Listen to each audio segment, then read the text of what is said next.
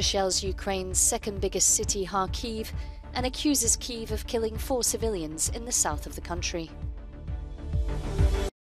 Russian forces advance around the Ukrainian city of Bakhmut in Donbass, leaving a trail of destruction, despite retreating in other areas of the country.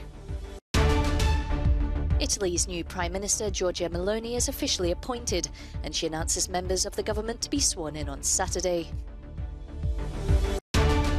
The race to become the new leader of the Conservative Party and the UK's next Prime Minister is on.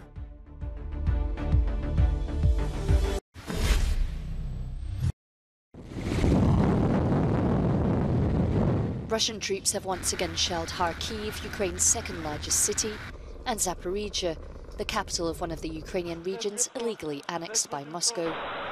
At least 9 people have been wounded.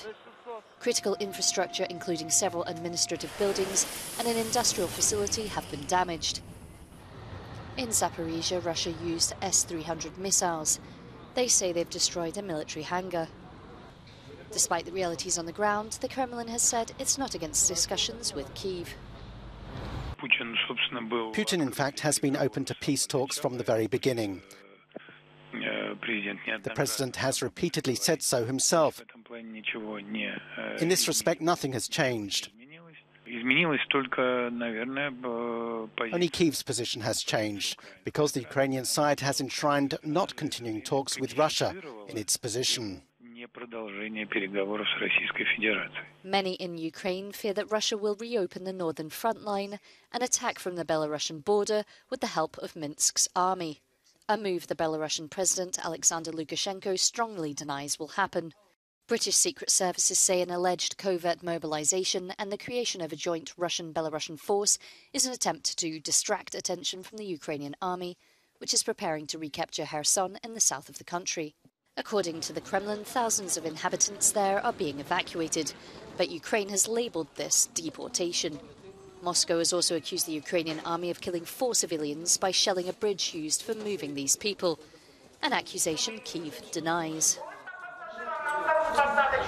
Russian officials continue to accuse Ukrainian forces of shelling the Kakhovka hydroelectric power plant and have widely circulated graphics depicting the flood path in the event of a dam breach. Meanwhile, Ukrainian officials say that Russian forces mined the dam of the Kakhovka hydroelectric power plant, warning of devastating consequences.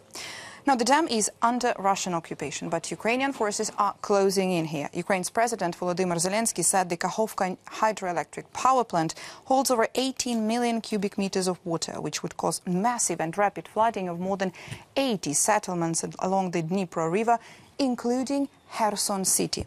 With a pre-war population of over 300,000 people, only about 100,000 remained here.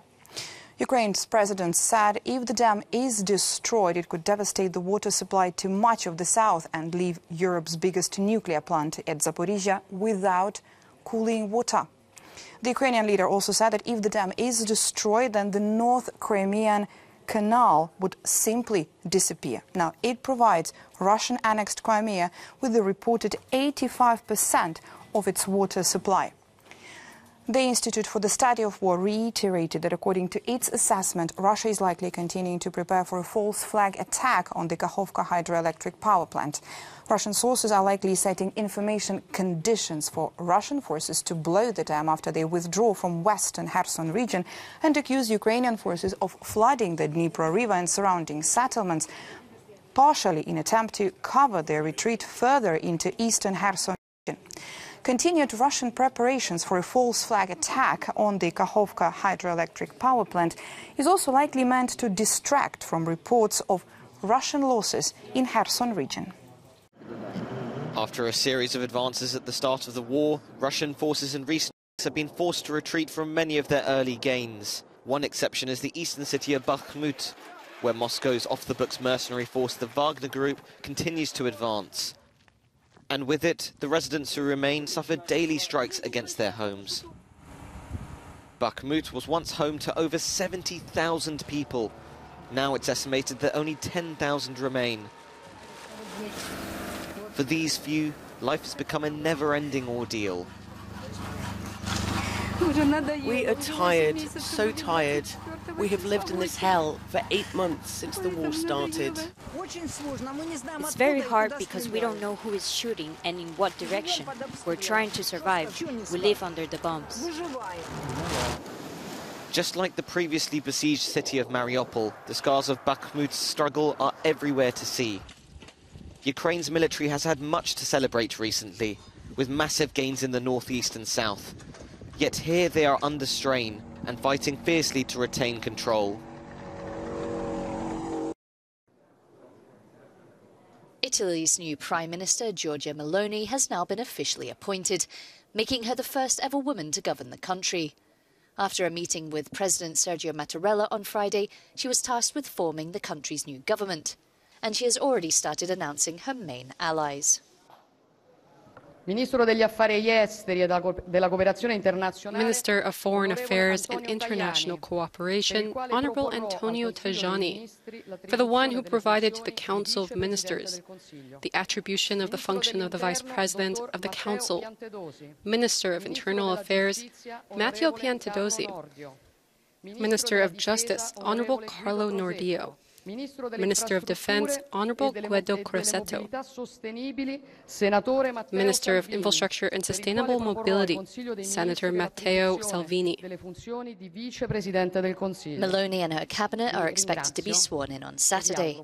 The new Prime Minister has the backing of a Conservative and far-right coalition that dominates both chambers, but it will not be plain sailing. She will have to work closely with former Prime Minister Silvio Berlusconi, leader of Forza Italia, and Matteo Salvini, leader of the League, and even the last few days have shown they don't always see eye to eye. Here at the Quirinale Presidential Palace, Giorgia Meloni has accepted the mandate that has been given to her by Italian President Sergio Mattarella. She even went through the list of ministers who will be part of government. Now, this morning, the last round of political consultations ended. The most important of all, the one between Sergio Mattarella and the election winners, the right-wing coalition led by Giorgia Meloni herself. It was a brief meeting. In fact, analysts have suggested that the duration of the meeting, the fact also that they looked less tense than in the previous days, well, could be an indication of the fact that as allied leaders presented themselves as a united front during political consultations, they wanted to convey an idea of unity, the fact that they've managed to overcome divisions given what happened in the past few days, especially between Berlusconi and Meloni. Now, as we know, the new government will be sworn in at 10 a.m. on Saturday, and clearly in the next few days the new coalition will be put to a test to understand whether or not these divisions have been indeed overcome. Giorgia Orlandi for Euronews in Rome. The European Commission has denounced as inappropriate a Hungarian poster campaign that compares EU sanctions on Russia to bombs. The poster suggests that it is not the Russian invasion of Ukraine, but Europe's response that's responsible for Hungary's plummeting economy. This is despite Prime Minister Viktor Orban voting through Brussels' latest measures. It would be good to have an honest conversation, a clear analysis of what we have achieved with these sanctions. At the moment, the European economy is on its knees, and the war in Ukraine has been going on for hundreds of days. It's time for everyone here in Brussels to wake up. We should not force a failed sanction policy that has harmed only Europe. The relationship between Orban's Fidesz government and the EU has never been smooth. Last month, Brussels cut €7.5 billion in funding to Hungary for breaching, quote, core EU values. But with Russian missiles destroying Ukrainian neighbourhoods and killing tens of thousands of people just a few hundred kilometres away, many view the anti-Brussels campaign as beyond the pale. Not as a politician, but as a human being, as a mother, as a parent. I think it's evil. At a time when small children, families, innocent people are dying in Russian bombing, to launch such a poster campaign is simply villainous. Even I didn't expect such a thing from Fidesz until now. EU sanctions need the approval of all 27 member states, including Hungary's. Critics of President Orban say it's a cynical bid to ensure they keep receiving EU funds.